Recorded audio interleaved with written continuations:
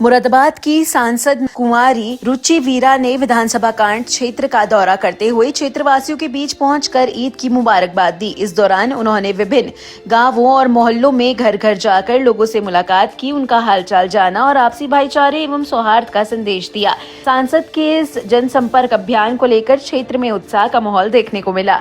दौरे के दौरान सांसद रुचि वीरा ने कहा कि त्योहार हमें एक दूसरे के करीब लाने का माध्यम होता है और ईद का पर्व आपसी प्रेम, सद्भाव और भाईचारे का प्रतीक है।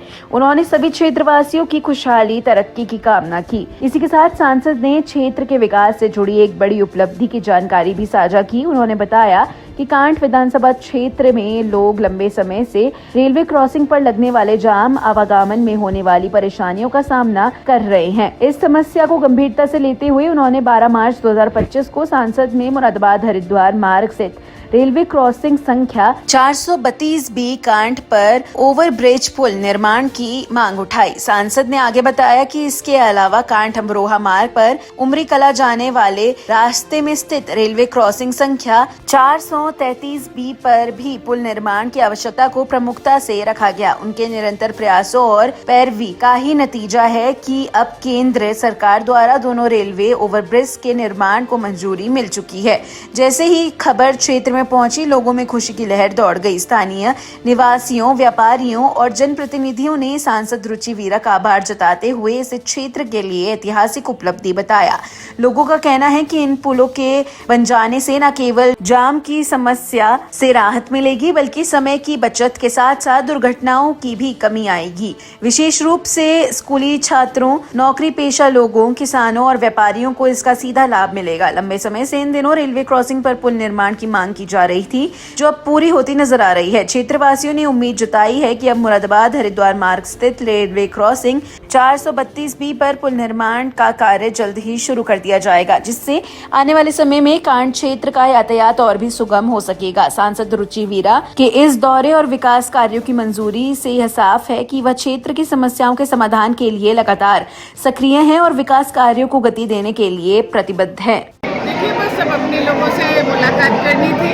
कई लोगों से ईद के वक्त मुलाकात सबसे होना मुश्किल हो जाता है, तो अभी ईद के बाद छुट्टी थी सैटरडे संडे की, तो कांठ में कुछ लोगों से डॉक्टर यूसुफ अंसारी साहब के यहाँ आई थी मुलाकात करने के लिए, और डॉक्टर यूसुफ साहब का नाम ले लिया मैंने, डॉक्टर जुल्फकार साहब के यहाँ आई थी, लालू प्रधान जी के यहाँ गढ़ी में आई थी। तो सभी लोगों से ऐसे ही मिलने जुलने का। ये आपका दौरा प्रस्तावित था या अचानक दौरा था?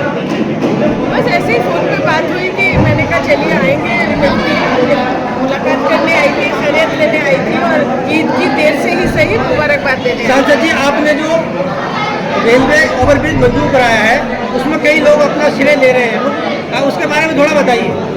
देखिए, ये मैंने 2025 में मार्च में सदन में ये मुद्दा उठाया था, क्योंकि मैंने आते जाते कई बार देखा कि क्रॉसिंग पे बहुत ज़्यादा ट्रैफिक जाम रहता है, लोगों को काफ़ी घंटों इंतज़ार करना पड़ता है।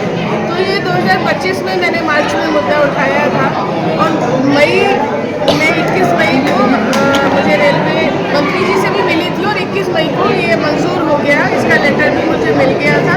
और ये केंद्र सरकार का मैटर है भाई, रेलवे के केंद्र सरकार के अधीनस्थ है, तो इसमें मेरा कहना ये है कि भाई ये मंजूर हो गया, सबको मुबारकबाद, लोगों की परेशानी हल हो। अब दावा करने वालों से मुझे कुछ नहीं कहना है। क्षेत्रवासियों को कैसा प्यार मिल रहा है? बेहद प्यार मिल रहा है। मैं खुश नसीब हूँ कि जिन लोगों ने मुझे देखा भी नहीं था, उन्होंने मुझ पर यकीन किया, अपना कीमती वोट दिया, अपनी दुआएं दी, मुझे देश के सबसे बड़े सदन में बिठाने का काम किया। और आज भी जब मैं लोगों के बीच में जाती हूँ तो मैं खुशकिस्मत हूँ कि लोग मुझे बहुत प्यार से, बहुत मोहब्बत से मिलते हैं। कोई संदेश देना चाहेंगे? बार शुक्रिया करना चाहती हूँ मुरादाबाद लोकसभा क्षेत्र के लोगों का। कोई संदेश देना चाहेंगे लोकसभा के लिए?